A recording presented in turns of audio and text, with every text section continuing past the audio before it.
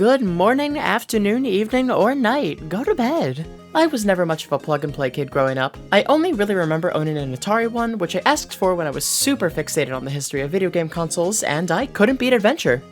I still can't. But there was one other exception to that rule, although it's not exactly a plug-and-play. It fits in my hands. It's the VG Pocket Max. Released in 2006 by Performance Design Products, around the time of the Nintendo DS, it's an 8-bit handheld packaged with 75 games, all developed by a company called Jungle Tack. I got my hands on it around the turn of the 2010s from my mom, who said that it stood out amongst the other non-electronic options at Bed Bath & Beyond. This isn't actually the first time I've covered this thing, with the last time being over half my lifetime ago, where I really tried to sell it. No, this is not a ripoff of Space Invaders. I'm sure, dear. Now please come down for dinner, it's getting cold. I never quite finished that series of videos since the thing broke before I could get to the latter half of the games. You can see it almost failing to turn on in the last recorded part. So I've come back to finish the job 12 years later, with more experienced eyes and the power of emulation, so you all aren't looking at this the whole time. On that note though, it's worth a mention that the Max hasn't been dumped online, but plenty of other Pocket models have been, and there's some individual ROMs available, both of which cover all but one of the games available on the Max. We'll get to that one. Just know that the higher quality footage is as close to, if not identical to, what I'm seeing on the Max. The VG Pocket line also changed up some of Jungle Tack's given names, so I'll put the ROM name in the bottom left, and or what I'm recording on, in case for some reason you want to try this yourself. But I'm stalling. Let's get right to it.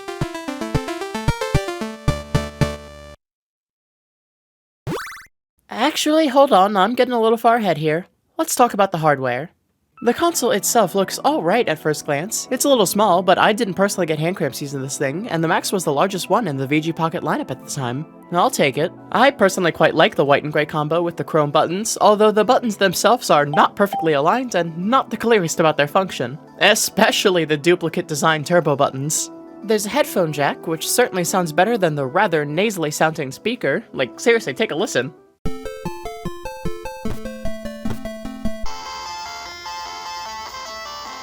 There's also an AV port that I unfortunately had no way to test, and a visible circuit board through the battery compartment. Fun!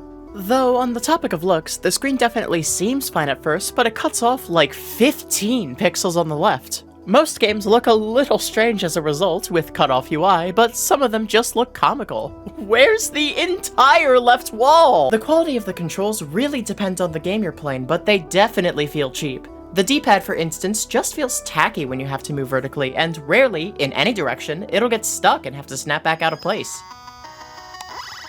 I generally don't trust this thing enough to let my thumb slide from button to button. That said, the face buttons fare much better. Though they don't feel good to use since they are for sure squishy, they're relatively responsive. I was able to pretty consistently pull off some tighter timings with them. There are minor fluctuations with how long it takes to release an input, which isn't enough to affect most games, but what does is that it'll sometimes fail to remember that I'm holding a button. I got this used, I don't recall that happening as a kid, but if this is a state it can get to with what looks like not much use, that's much more concerning to me. Okay, anyway, the Max divides its 75 games into genres, much like the original Pocket. Action is just the games Jungle Tack wanted to put on the front page, there's no common thread, and it's no different than Wits, which is just everything not covered by a category above. Or exactly half the games. I'll be going over it in a separate part since I never played much of that as a kid, which is why I'm doing this to begin with. The very first game is Balloon Catcher. It's an arcade game where you float around, collecting balloons to progress through levels. The game adds a new hazard every 4 levels, as at that point, the environments loop. There's only 4. They're all fine and fair, except for the last one, where the hazards blend in with the clouds. This is especially problematic with the absolutely unforgiving hitboxes throughout the game.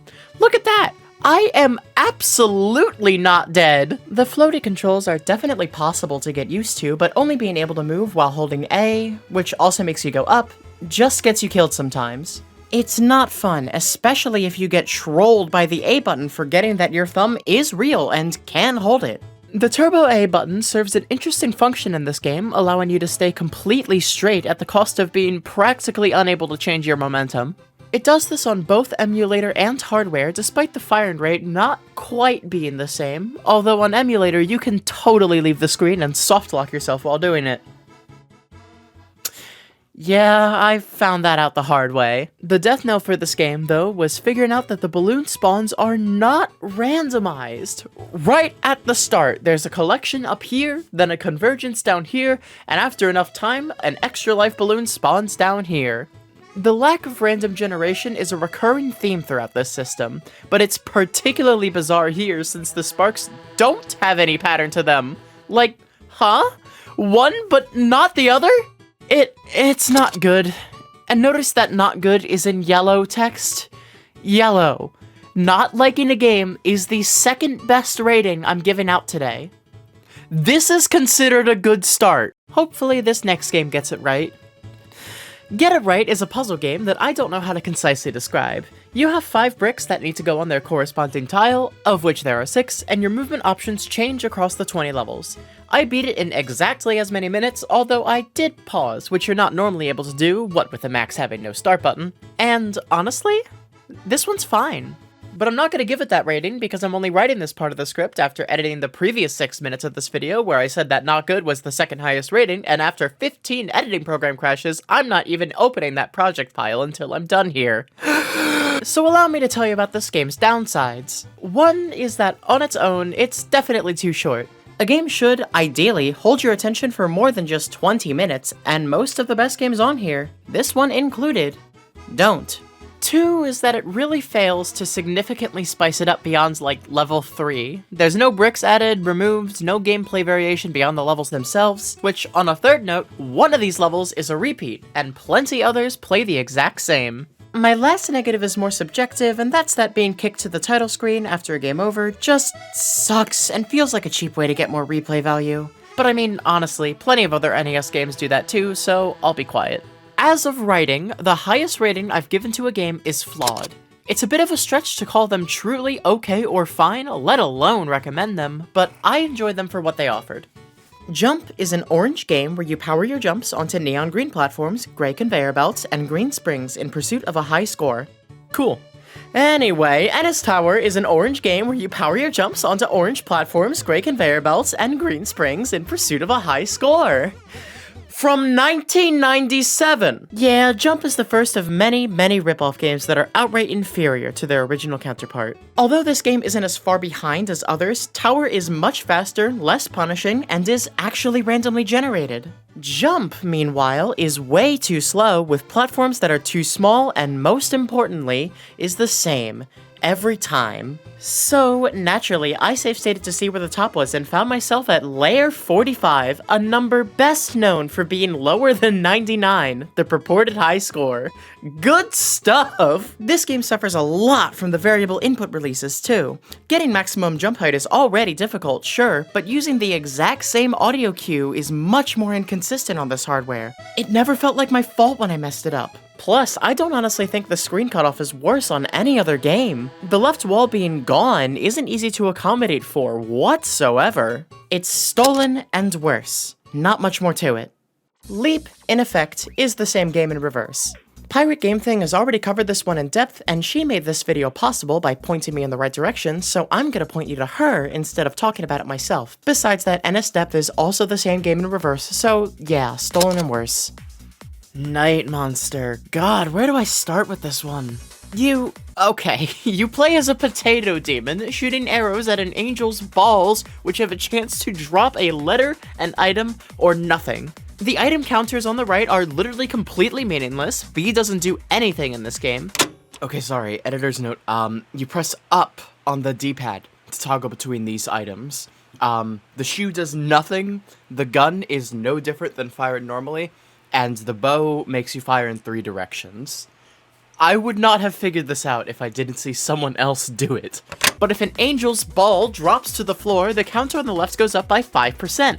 If it hits 100%, it's game over. Also, if you don't get enough points, it's game over. Cool. Got that?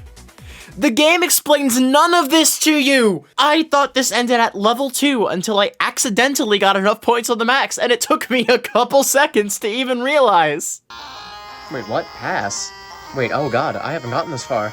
So I played through the rest, which amounted to 6 stages. If you collect all the X Max letters, you get thrown in this bonus stage where Santa just throws presents at you.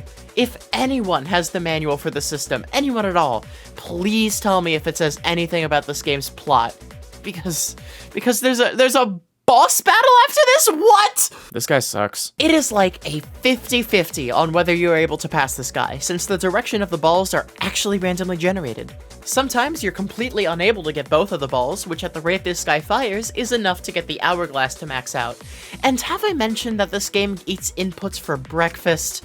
I had to reset so many times because I just could not fire. You would presume there would be a victory message after this, like other titles on this system, but if one exists, the requirement is higher than 60,100 points, which is the best I could get after an hour of trying and going insane.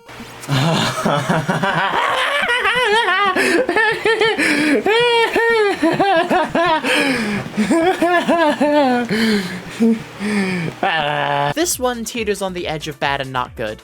I'm sympathetic since this is certainly one of the titles with the most effort put into it, but I did not honestly enjoy a single second of playing it, or figuring it out. I'm gonna go with bad.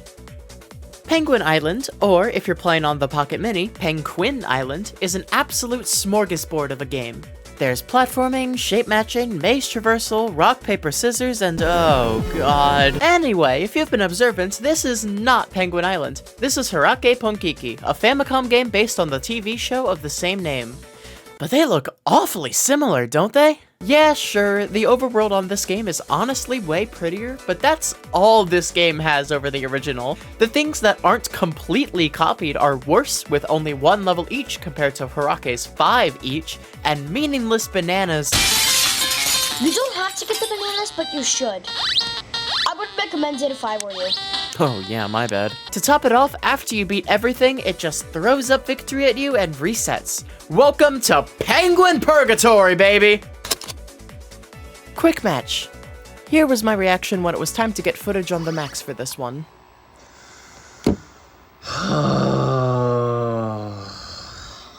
Granted, I was also sitting like this at the time and cutting off circulation to my hands, so I quickly moved to the floor and fired it up. It's a memory matching game with enemies and obstacles. The hedgehog moves randomly, so at any point it can decide it hates you and deal a barely avoidable hit. And in later levels, you have this green hoodie monster who roughly chases after you if he sees you. This, combined with some of the level design and the inability to just walk over the cards, makes an absolutely brutal experience. After clearing level 4 and dying basically immediately on level 5, like, seriously? I threw in the towel because I didn't find it fun. This experience was not helped by the music. Now, this device only cycles between like maybe 10 songs. I haven't counted because I don't honestly mind it that much. But this one's special since one channel loops before the other finishes. In some games, it'll reset before this becomes a problem, like in Balloon Fighter, but in Quick Match, levels are long.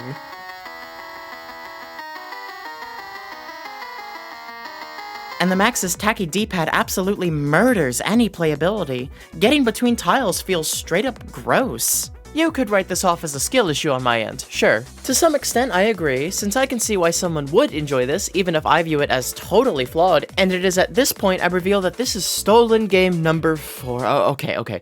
I promise these slow down. There's just a huge lump here, and towards the start of the racing category, then it's intermittent. Just stick with me. This here is Mina no Tabu no Nakayoshi Daisakusen, released only for the Famicom, as if that wasn't the most obvious thing in the world, back in 1991. As you can see, basically identical, with some minor shifts in level design. I haven't played this one since I fundamentally did not find this rep-all fun, so I don't know how much of a candle it holds, but I'm gonna go with my gut and say Quick Match is worse. So yeah, after this one, I got off the floor because my chest started to hurt and stayed hurting for the rest of the night, moved shop to my bed where I played everything else, and fired up Roadworks, which I looked at for like a minute before realizing I would rather play anything else. Connect point A to point B, no deeper than that. I can't pass level 2 at all, this was the closest I got. Feel free to throw yourselves at it if you want. If you want to undo, deselect anything you've held and hit A on the board. You are not told this. With that, the cursor, and the lack of ability to pick up roads you demolish, even ones you've placed, it's just way too boring for me to throw myself at. Although before we move on, I'd like to honor the truly brilliant demo this game has, which places a bunch of straight pieces, realizes it can't make it, and promptly gives up. Love that energy. Sea Voyage initially just had this simple 20-second segment where I presumed it to be an infinite randomized runner, but I'm sitting here, currently sick, having edited the entire rest of this video, and remembering that nothing on this console is randomized, and yeah, I have to redo this whole part. Damn it! You float atop a missile on the right center side of the screen for some reason, avoiding sea creatures in your way. There's only 2 levels that look and feel about the same, though each do have their notable obstacles. This is Source, be nice to him, he's in the corner for a reason, he's shy. There's also Source 2 and 3 to say hi to, as well as Timber and Shoals in the next level.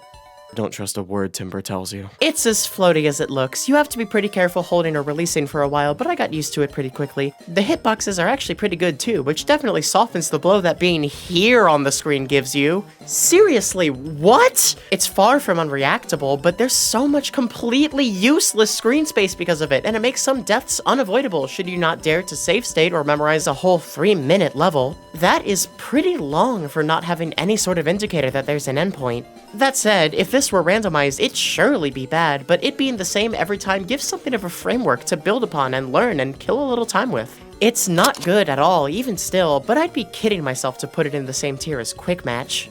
We can go back to a Hat in Time music now, I just didn't want to edit all the audio again. Smashball. Get all your jokes out now. Smashball is a game where you have to free your side of balls by throwing them at your opponent. You can only throw them straight unless it's the last 20 seconds where you can suddenly throw your balls in other directions. You are not told this. The AI in this game is goddamn good at it. The best strategy I could find was to stall until the directional stage, since only then could I possibly beat this guy, which took me a good while before I was able to beat him twice, which you need to move on. Yes! Yes! Yes! Yes, I beat the monkey! I beat the— What?! What?! Oh, yeah, I forgot to mention you also need to move to the center of the stage if you clear your side. You are also not told this. I could go on about how hard this guy was and how sometimes you just lose in ways out of your control, but the more pressing point is that he's opponent number 1. There are 3 more, and I cannot even dream of beating this nondescript animal. His AI is enhanced in that he has the seemingly perfect ability to dodge, which makes him impossible to hit, which was a core part of my strategy and how I ultimately won against the monkey. I'm not going to call him impossible because I'm not great at this game. I hadn't known that MAME could save state at the time, and I'm not willing to beat the monkey twice to figure something out. As is, I'm struggling to see how it's possible, let alone how on earth it gets harder from here. I don't want to call it incompetent since I can't assess with 100% certainty whether or not it's outright busted, but I can firmly say that the sharp difficulty with no explanations makes it bad. To me, at least. Wormcatcher is a ripoff of a Famicom game called Bird Week. We can get that out of the way. But more specifically, it's Bird Week on crack. It's like 3 times as fast, buffs one of the enemies seen in the later levels, then throws it at you on level 3. And it's another game that suffers from being on the max. I cannot land. I'm trying, I promise I'm trying. I'm not good at the original Bird Week, but this is just beyond me. It probably loops after the first 3 levels, if level 4 is any indication, and maybe it says victory eventually, but I'll pass on figuring it out. But while I have the chance to talk about it, this is the only game that I actually had to record on the VG Pocket Mini, rather than just preferring it since it had a more accurate version of this game or that game. Fun fact, sure, but have y'all seen the Mini? Look at this thing. That screen is 1.5 inches big. A and B are located on top, like this, where the bumper should go. It's the worst thing I've ever seen, and I want it on my desk by tomorrow.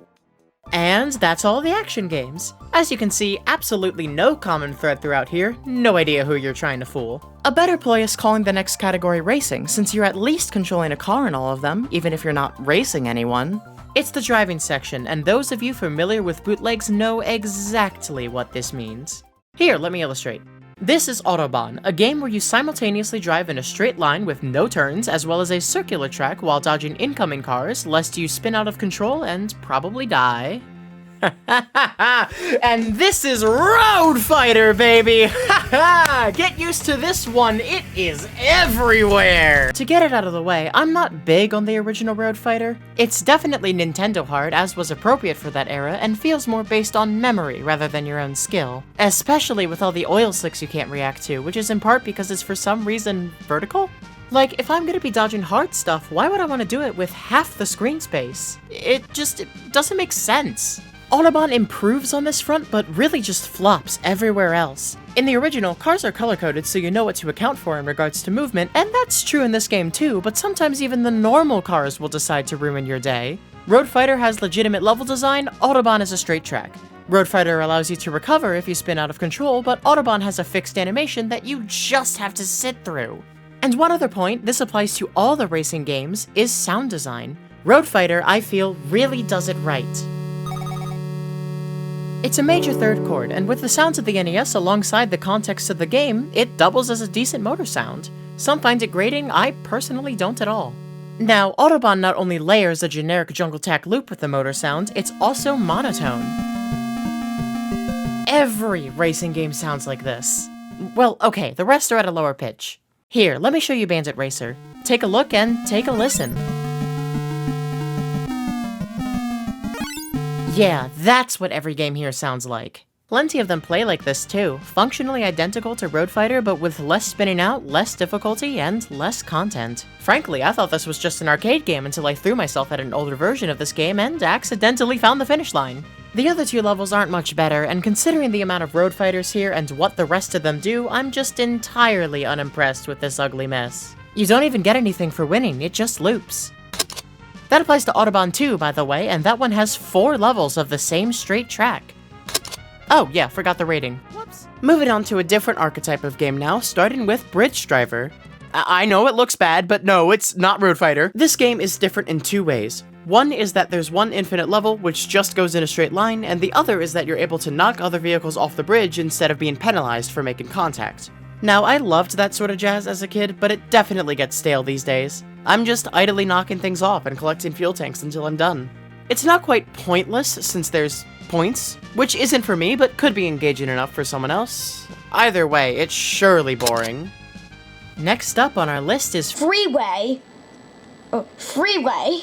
Wow, I'm actually lolling inside of my mind because I said that wrong. Now, let me preface this because this is totally just Road Fighter again. This is not a good game. Unoriginality aside, the hitboxes in this game are unfair, some levels look bizarre, and you can beat it in like 5 or 10 minutes. But I don't know, I kind of enjoyed this one. More than Road Fighter. I don't know why, and it could easily be that there's more content here than the usual slop this console feeds to you. Like, there's 5 wholly different levels here compared to like 3 or 4 of visually the same thing. There isn't much of a difficulty curve, but the game and design itself feel fine. Like I'm actually on my feet and usually in control of whether or not I'm about to get hit. To me, it's entertaining. I wouldn't call it good, maybe okay if I'm feeling ballsy, but I think I'm gonna go with calling it flawed. This is the highest rating a game can get on this device. Yeah, I know I said that earlier, but this is one of the first segments I wrote, so please pretend it's new information. Anyway, Motor Rally, finally, something different! It's a straight track where you race absolutely nothing but the clock and avoid other motorcycles that will home in on you when you try and move. Completely pointless. Okay, how about Off-Roader? Okay, wait, we can't get upset yet. I need to bring up that an older version of this game was called Dump and Go, which is just absolutely incredible. Alright, now we can see. It's the same game. Okay, not quite. There's one improvement. There's turning now, which makes it marginally more engaging. It's a substantial enough change for me to not call this a complete duplicate, but functionally, it plays the same, and you race nothing but the clock. Race and Ram is Bridge Driver. No ifs, no buts, these two are the exact same game. The only non-visual difference is that the enemies are slightly slower, and that's it. It is a complete and total duplicate otherwise. Plenty of these racing games are beyond similar, sure, but they each technically, barely, have something different to offer. Not this one. It does have one thing of note though, that being the addition of an end screen where the name of the game is suddenly Super Moto. That's not even the ROM name. But Jungle Tech does have a game called Super Moto. Yet it's a completely different game! It's Motor Rally again! Okay, here's something fresh. Road Ace is dead simple. Charge your jumps and try to land on the platform. It's also the reason I had to say controlling a car and not just driving earlier. Damn you! The bar doesn't charge linearly, waiting a few extra frames at every era, which probably isn't intentional but adds a fairly unique feel to the game. The first quartile is basically useless though, with the game just humiliating you if you decide to go at that speed.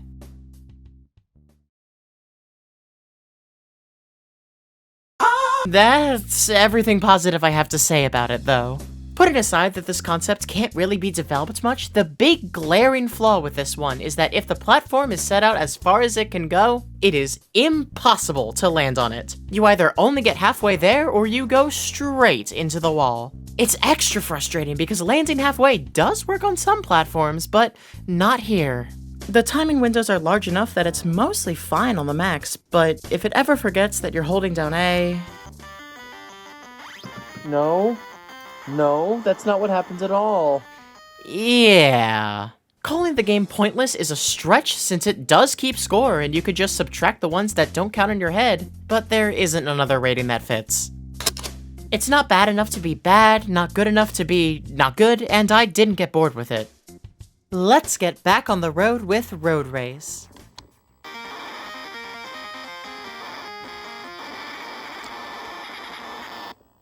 Okay, so I have a few questions. This is a game where you have to push and shove your way to the finish line while avoiding traffic cones made of concrete and gaps in the highway. Damn, the hydraulics on this thing are crazy. As you've seen, the hitboxes are masterfully unforgiving, and the level design is definitely questionable at times, but this is still one of the better games on the system once you get past the initial lunacy, maybe in part because fuel tanks give you lives instead, making the second level onwards a cakewalk. Interestingly though, you use up on the D-pad to accelerate in this one. It wouldn't make sense considering everything else just uses A. Unless, of course, the decision wasn't theirs. And unfortunately, unlike Road Fighter, Bump and Jump is a game I straight up enjoyed. The level design switches up pretty frequently, it's surprisingly forgiving, it's a chaos that I like. Road Race is like at the top of not good at best. Road Race took me about 20 minutes to do the 4 levels, with only one adding some variance, whereas I played Bump and Jump for an hour, with save states, and did not reach the end. For back then, there's quite a bit of content. Both games keep score, but Road Race only shows it to you if you die, and not at all on the victory screen. What? Even still, I do feel bad throwing Stolen and Worse on this game, since it and Freeway absolutely tower over the rest of this category. But it is the truth. Maybe I'll, color it yellow. Yeah, that feels good. Oh, Road Rally is one of the worst games on here. You choose between either a 6-year-old girl, Naruto, or Kick-Ass Onion. It makes no difference, but this selection is still the best part of the game. What a lineup! The game consists of an obstacle course, pretty much, that you have 35 seconds to beat. If you win, you get to do it all over again until your time completely runs out. It's frustrating to play with barely thought out level design and keeping up momentum being barely possible before or after a jump due to the car's large hitbox and, again, the level itself. It's just, I don't even want to talk about it. I want to reserve my lowest rating for an echelon of bad below this, and this is at least competent, so it's just bad. But the very bottom of bad. Next up is the star of our show, the Max's Lone Wolf, Street Bike Racing. This one has no dumped ROM, nor is it part of any dumped machine, so this footage is the best I got. Is what I would say if I didn't find the exact same game on the WinFun TV plug-and-play, often just called the Joypad 65, a completely unrelated handheld and company. Winner!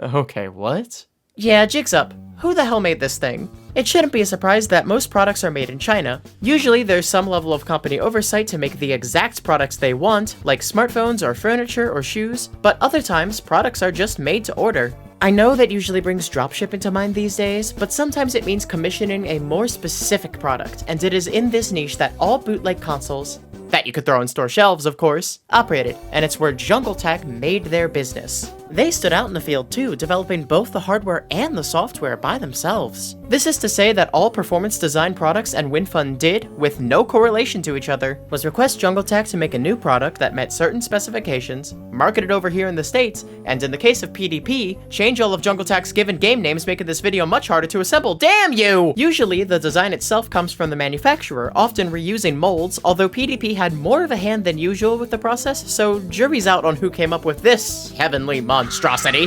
My money's on Jungle Tech though, as these very same chrome buttons also appear on a third unrelated company's console, the Lexibook Zeus, which firstly is just completely surreal to me, and secondly doesn't feel like a choice that two separate companies would make. You can still get this one on Amazon, and it comes with an AV cable, so I'll definitely be trying that out in the next part. In any case, they were far from alone in this business, with notable other bootleg manufacturers including Shenzhen Wellminds Technology, responsible for the newer Lexibook devices, Trump Grand Manufacturing, who helped Dream Gear get their start and then impersonated them under their own brand, etc. Other bootleg developers included the ever-prominent Nice Code Software, endemic and undying, found through nearly every bootleg console known to man. Unless this is your first dive into the subject, you've seen their games. And then there's Hummer Team. They made Titanic. Point being, though, that the VG Pocket Max isn't anything unique, nor is the bulk of the plug-and-play market. They're a random assortment of pre-made games by a handful of developers marketed to us in several different packages by several different companies. To really send it home, Street Bike Racing is very, very far from the only game the Joypad 65 shares with the Max. Oh wait, yeah, we're talking about Street Bike Racing! This is as road fighter as it gets. Proper color coding, a puddle you can slip on that goes by way too fast, although this one has the same color as the fuel tanks, what the hell? Mostly but not entirely straight level design, and a progress bar. Rather bizarrely, one of the things it doesn't share is a brake button, with B instead setting your speed to a cruising one. Notably, this is slower than any driver, causing them all to despawn, but unfortunately you can't rely on it to get to the end, and when you can, it's usually better to go full speed anyway. A nice change this game makes is that you no longer spin out for several seconds, instead stopping when your speed hits 0. It's not quite an ability to recover, but I'll take what I can get. It really helps steer the game feel in the right direction. You do, however, spin out for way longer when holding B, which, you know, you'd assume to be a brake, right? So it took me a good minute to figure out. The rest is standard fare, 4 levels that look the same with slight alterations to the level design, a lot you have to specifically memorize since, again, you're going way too fast. I got into it and had some fun, but it sure isn't good. It's pretty handily the third best racing game here, I guess, but they all had to start somewhere, and this is certainly the closest to its home base. Also, that bar is in the ground. Okay, I hope I don't need to write a segment that long again. What's next? Oh, it kicks me out. Perfect. Oh god. I wish that the title of worst game, at least of those I've played so far, was an at all interesting one, but there is nothing to write home about with Trucker. It just messes everything up. It repeats the same segment 3 times before you win, no other levels, and it's not a segment that's really friendly to you or your truck. Sometimes you just lose because your momentum's off, which takes forever to get going and isn't easy to keep up without being reckless. Or even if you're being safe, since the hitboxes suck. They just suck. It's every negative from these past games rolled into one, and I'm happy that that means I have nothing else to say. Your score doesn't even save across levels, so it's basically pointless, but I'm gonna go a step further and call it garbage. Not because it's worth the anger, but just because it really stinks. To quote the first time I tried getting footage, that. But finally, we've come to the last racing game, and what better exit could you have than World Racing, or VR Racing, since I guess they had to change the name twice, with 4 separate courses and... God damn it, it's Motor Rally again! Or more specifically Off-Roader, because there's turns, but don't you worry, it's not a complete duplicate, it's worse! If you get stuck on the edge of a turn, you have absolutely no recourse. You are stuck! To accommodate for this error that did not exist in the otherwise identical game, you now move 30 more kilometers per hour when riding on the curb.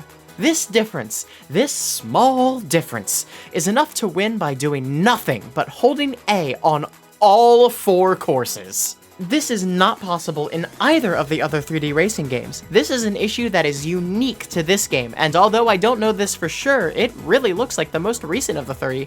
Just unbelievable. I'm gonna go ahead and call this one a complete duplicate, since even though it's technically not, and that's a whole tirade I went on earlier, this game doesn't offer anything different because it instead offers nothing. Except, like, pretty backgrounds. Speaking of, are we just riding on the water here with no barrier? That's dangerous. Okay, quickly, let's move on before Road Fighter shows up again. The shooting section is, for once, aptly named, being where all the shoot-em-ups are. It's the smallest section, and there really isn't much to write home about here, so this'll be quick. Air War. Shoot waves of enemies, a boss shows up, and then it repeats. Sometimes enemies spawn unfairly, but if you account for it, it's fine. Projectiles are also decently hard to see on the max, though they aren't much of a threat. But really, this infinite loop just gets boring once you realize you're past the first boss and nothing's gonna change. Earth Starfighter. Infinite waves of enemies with not much variation, basic power-ups, no boss in sight, nor anything else. I can hardly make anything out! These bug enemies can only be hit with your alt fire, which drops a bomb, but the timing is so tight, and there's a larger risk of it just firing first, so it is entirely not worth it. The game is at least easier to see on the max, but it's only worth playing for the score, which, again, I don't do, and personally it's more bad than boring. It just feels like there's more detriment than nothingness, but it could go either way. Depends on how well you can see it, probably. Mutant Hunt is a reskin of the previous game that's less of a visual jumble. It comes at the cost of being harder to listen to on the max, though, since it absolutely cannot keep up with the title screen music.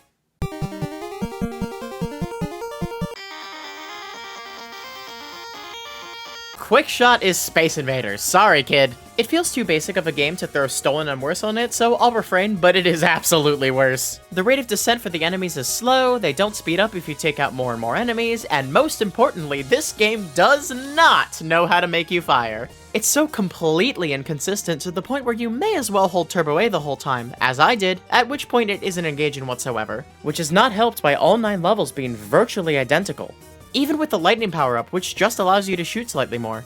It's not technically incompetent, but I want to give that rating to at least one game in this part, and this is close enough.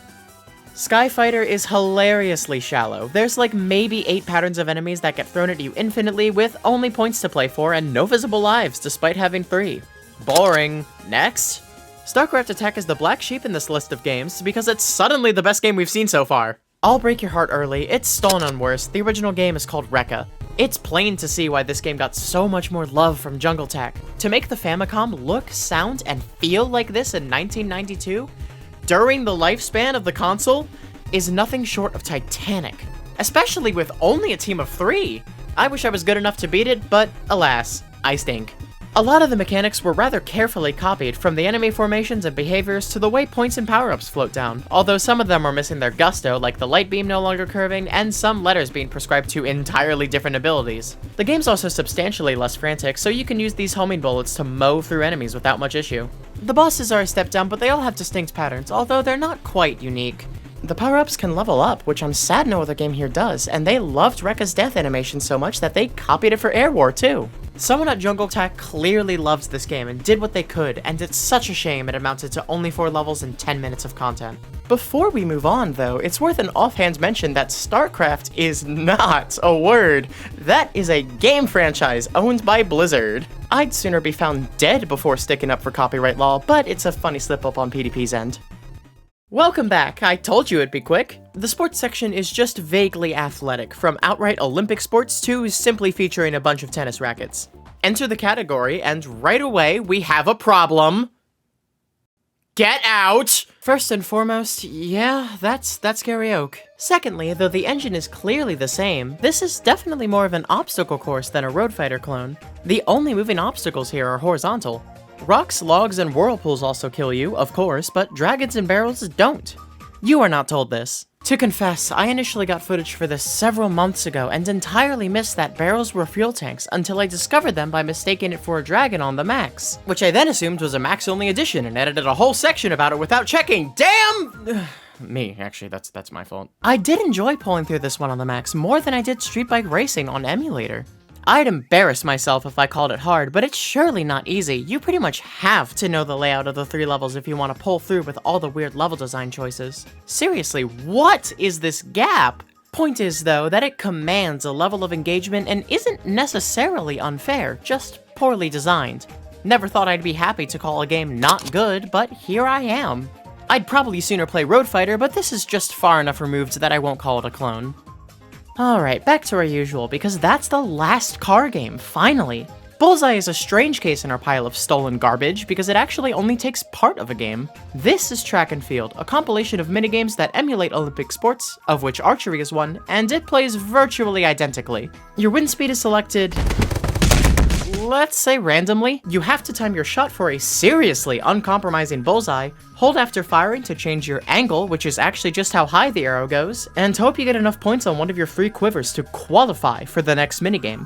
Sharp contrast with Bullseye here, where meeting the point requirement simply raises it round after round. You fire after your hold and not your press, and the Bullseye is somehow even pickier. Look me dead in the eyes and tell me that's not a Bullseye, especially when this and this are. The only thing stopping it from playing the same is that you can select your wind speed with some good timing, giving way to better muscle memory and more reliable cues. You absolutely feel the variance in input release in on the max here more than any other game, but I still beat the final goal of 3,000 points, which is legitimately difficult considering the back-to-back 2 or 3 frame windows for Bullseyes, and pulled this off along the way. Dead center. Holy f***. Oh my god. That's never happening again. What the You're free to try to go for my round high score on max or emulator. I would genuinely love to see someone try and top it. That said, it's a worse clone on all fronts. Track and Field's archery offers a challenge every time and is intended to segue into another minigame, whereas this is more akin to a hamster wheel. You have to reset to get out of this victory screen, by the way. This is because the button to do so otherwise is the start button, which the Pocket doesn't have. Free throws is exactly what it sounds like. Get as many hoops as you can within the time limit. By which I mean hit A when the gauge is 4 bars full as many times as you can, and that's it. Doesn't matter where you are on the court, it's 4 bars or bust. The preset record is pretty easy to beat once you figure this out, and that's genuinely all there is to say about this game. Hi, it's me again. I realize now that I didn't mention this earlier, so, for all the high scores and leaderboards that this console has, like, especially in the shooting section, scores don't save at all. Anywhere at all. You lose your records the second you turn off the game, even if the console's still on. Like, the game's already bad, but this makes it even worse. Time to knock him down! Or perhaps time to jumping ball, since they forgot to remove the old name from the background here. Another dead simple game, you face a pitching machine and have to whack shots into targets. They flip when you do, giving you points, with a match of 3 giving even more. This is the whole game. It's short and largely based on audio cues, which is the sort of monotony I can zone out to. Then again, I have years of experience. Qualitatively speaking, this is bad, this is boring, but these ratings are all subjective and I'm not really feeling any worse or better than not good. It seems high at this point, but please remember that's not a good rating to begin with. It's in the name. Rackets allows you to take part in the well-renowned and established sport of sending shit up to space. But much unlike sending your beloved items to Kingdom Come, this is boring as hell. Foundationally, I don't think it's a bad idea for a minigame, which could fly on a Famiclone with a better library, or, in English, a unicorn, but it's so slow.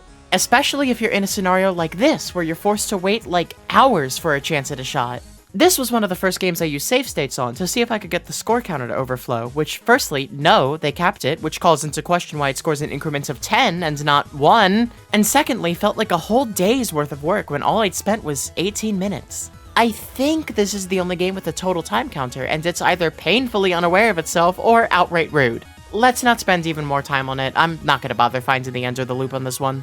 Surfs UP, correctly called Surfs Up on the original Pocket, however they messed that one up, is also boring. I know calling surfing a snooze fest is a bold statement after I've admitted to getting stimulated by pitching machines, but hear me out. You move left and right, dodging and jumping over other surfers to collect bags of money until you run out of lives. Surfers can suddenly come at you from above, so it's not fully trivial, but that's the only real attempt at engagement this game makes. Everything else is just slow. It's akin to dodging steamrollers and picking pennies off the ground every now and then. Like, yeah, sure, it'd realistically be at the speed, but come on, man, it's a video game. Make it fun. Target Shop, correctly called Target Shoot on the original Pocket, however they messed that one up, is another minigame taken from Track and Field. But unlike Bullseye, which is a full recreation or otherwise copy and paste of the code that makes for one of the better games on the console, Target Shoot pretty much only steals the sprites, general idea, and boxy reticles, coming out the other side with one of the worst games on here. You shoot skeets coming out from either side of the screen, with all but the blue ones coming out at the same speed, and the reticles jumping to the position of the skeets as they're about to leave the column. Every issue with this game can be credited to that delay. With the original, the position is always locked to the nearest skeet, which is enough of a hint on like how to play, but here it's just the Wild West. Sometimes the reticle will get confused at which skeet to aim for since everything coming over from the other side will also move the reticle, but only sometimes, which gives way to the much larger issue. This reticle is not cosmetic.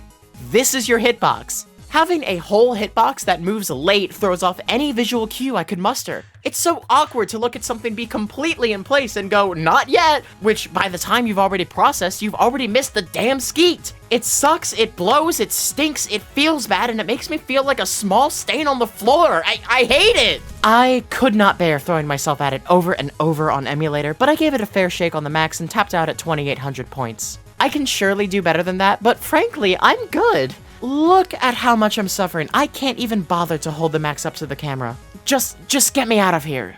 Please. I'm done. Wait, I'm done? Oh my god, I'm done! The video's done! I'm only halfway through. Sorry about taking 11 months. 1 year. I almost had this done around New Year's Eve, and then life just kinda happens. Sorry. On this video. Between college alongside mental and social happenings, I had to be pretty on and off with video production, and it's such a relief to have pulled through despite everything. Just for fun, here are the 5 best games so far in my opinion, and here are the 5 worst.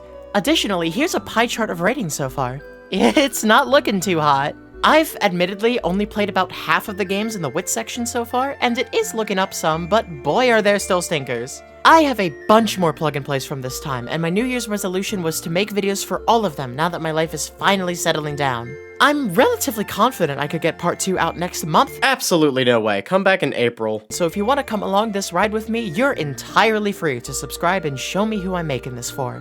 It would be pretty cool to surpass the channel I put all my music on. But even if you don't, thank you infinitely for watching. I haven't put my heart and soul into a video like this basically ever. I've only ever edited down raw footage into highlight reels, so I would love to hear how I could improve and what you liked so I could do even better next time. While I'm here, I would like to give some extra special thanks to Pirate Game Thing, Mango Milk, and Scooblee. There are many people who have helped me get through this past year, but I would have come out of it with a much flatter video had it not been for the knowledge, or paths to knowledge, that you 3 gave me. Now, is there any sort of lesson we can learn here? Any sort of moral? Anything we can glean? Don't use Vegas Pro 19! Oh my god! Early on, I mentioned that editing the first section and the balloon catcher segment caused a total of like, what was it, 15 crashes? You want to know what that number's up to now, between editing the following section and like going back and changing stuff? 40! That number is up to 50 now. By contrast, editing the remaining 40 minutes of this video caused a total of like, what was it, like 5 crashes? Which is par for the course for Vegas. How did it get worse? How is it this bad now? I don't even talk to me. I'm upset. The video's over.